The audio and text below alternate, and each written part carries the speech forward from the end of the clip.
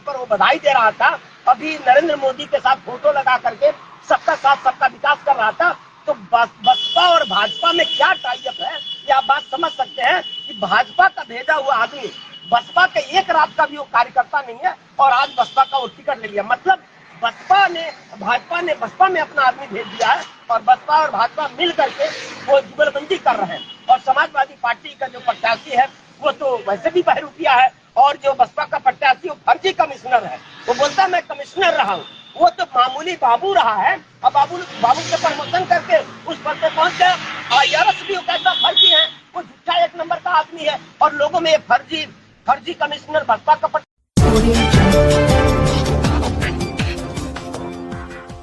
राजनीति में, उत्तर की राजनीति में एक नया अध्याय हम लोग जोड़ेंगे, क्योंकि जो राष्ट्रीय पार्टियां जो अपने आप को राष्ट्रीय पार्टियां कहते हैं, अब वो जनता को अपना गुलाम समझते हैं।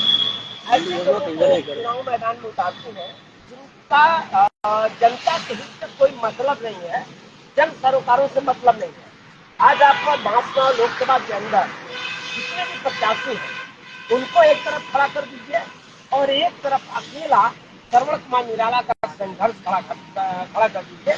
जनहित के मुद्दों पे अगर कोई लड़ा है तो श्रवण कुमार निराला लड़े हैं, और चाहे वो भाजपा के प्रत्याशी हो, चाहे सपा कांग्रेस के प्रत्याशी हो, चाहे बसपा के प्रत्याशी हो, ये सारे प्रत्याशी जनहित के मुद्दों पर श्रवण कुमार निराला के सामने कहीं टिकते नहीं है और इसीलिए जनता उनका किसी भी सूत्र के रूप में समर्थन नहीं करेगी। जनता हमारे साथ है, तो जनता के लिए हमने संघर्ष किया। आप लगातार बांसगांव संसदीय क्षेत्र में जमीन से जुड़े हुए नेता हैं, आप जनता के हितों के लिए लगातार संघर्ष करते नजर आते हैं और मीडिया में भी आप बने रहते हैं। हम लोगों ने कई बार देखा है जनता के हितों को लेकर कई बार आपने जो है जेल जाने का काम किया है और आज उन्हीं हितों को सुरक्षित करने के लिए देश की बड़ी पंचायत में जाने का आप कोशिश कर रहे हैं। जनता का रुख क्या है, थोड़ा सा स्पष्ट। यही लड़ाई हमारा आधार है, क्योंकि पहली बार लोगों को लगा है कोई हमारे लिए लड़ रहा है। एक जो गरीब जनता है, जो वंचित जनता है, जो शोषित जनता है, पहली बार उनको लग रहा है कि मुझे नेता मिला है, क्योंकि वो श्रवण कुमार निराला के संघर्ष को देख रहे हैं और उस संघर्ष में स्वयं आम जनता शामिल हो चुकी है हमारी लड़ाई में। आपने देखा 10 अक्टूबर को हमने गोरखपुर के कमिश्नर को घेरा था।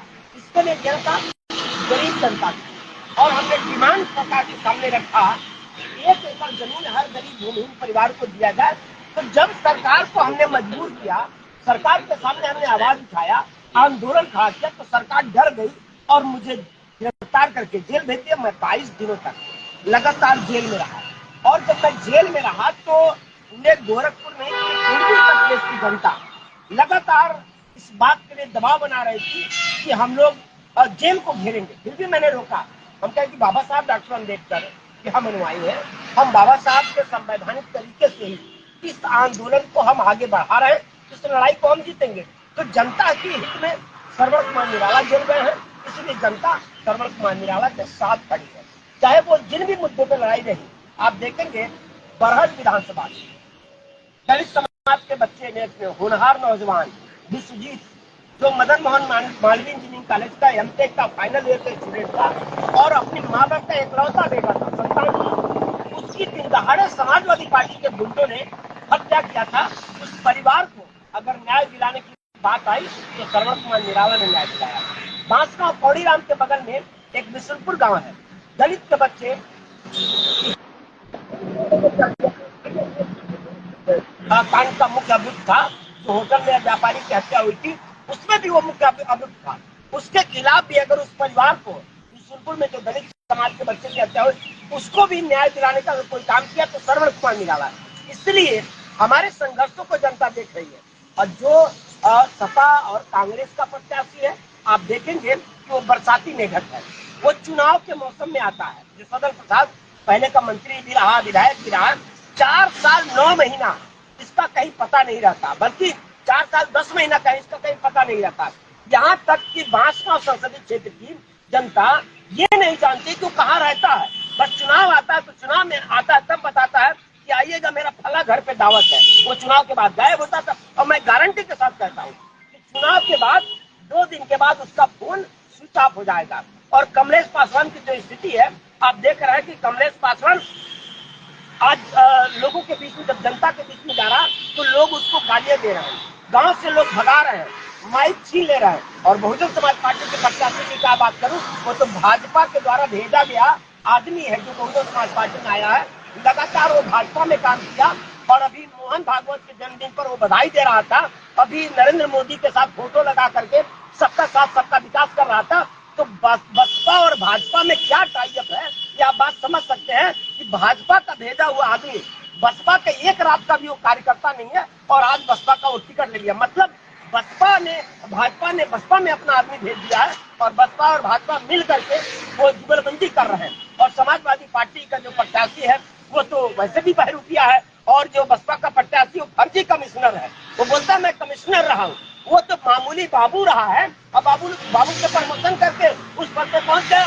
आईआरएस भी कैसा फर्जी है, वो झूठा एक नंबर का आदमी है। और लोगों में फर्जी कमिश्नर, बसपा का प्रत्याशी, फर्जी मंत्री। मैं इसलिए फर्जी मंत्री सदर प्रसाद को कहता हूँ कि जब ये मंत्री था तो किसी गरीब के घर नहीं गया, किसी दलित के घर नहीं गया, किसी भी दलित का उत्थान नहीं किया। हाँ, वो बड़े आदमियों का, पैसे वालों का, धनपशुओं का आदमी हो, फालतू आदमी है।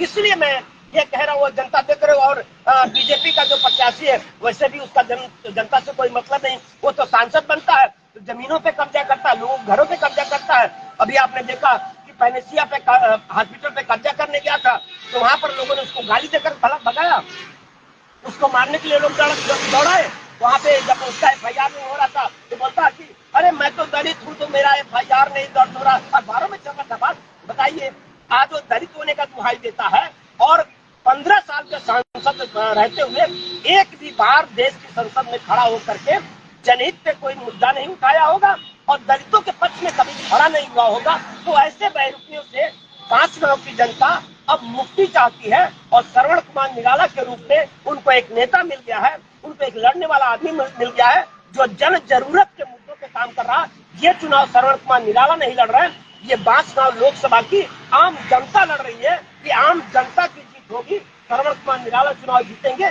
तो बांसगांव लोकसभा की आम जनता जीतेगी। ये चुनाव ये ऐतिहासिक रिजल्ट लेके आएगा। श्रवण कुमार निराला की बड़ी ऐतिहासिक वोटों से जीत होने जा रही है। श्रवण कुमार निराला जिंदाबाद, जिंदाबाद जिंदाबाद, निराला जिंदाबाद, जिंदाबाद जिंदाबाद।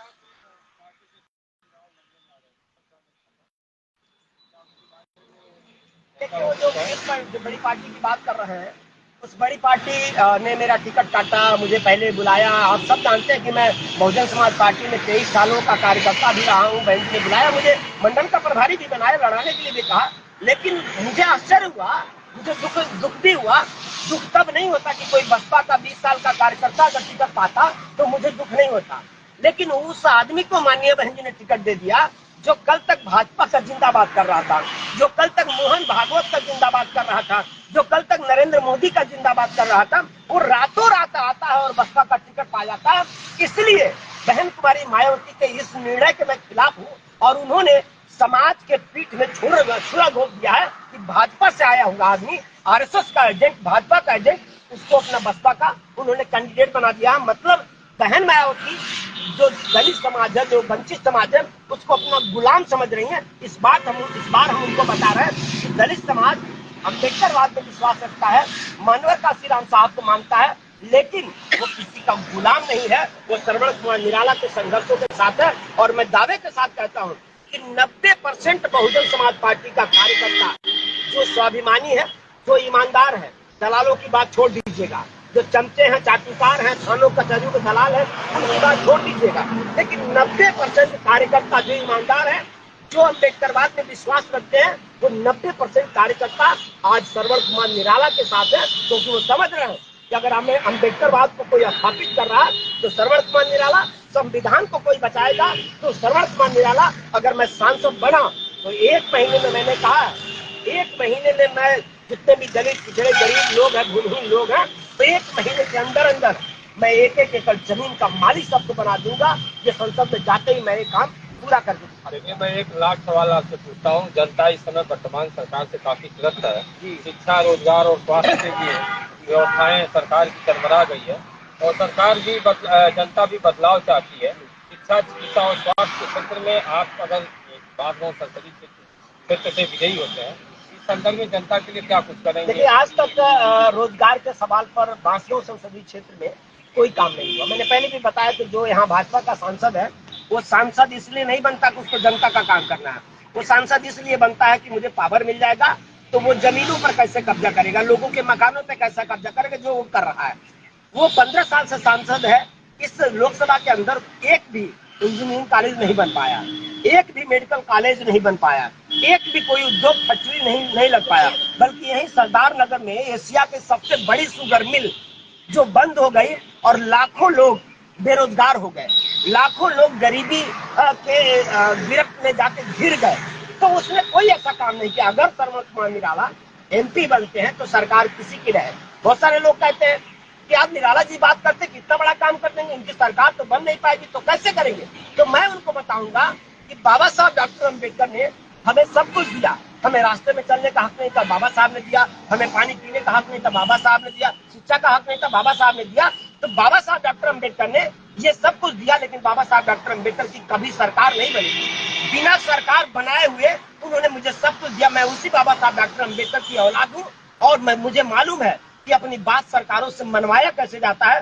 100 गीदड़ों पर अकेला शेर भारी पड़ेगा, लोकसभा नगर पहुंचेगा।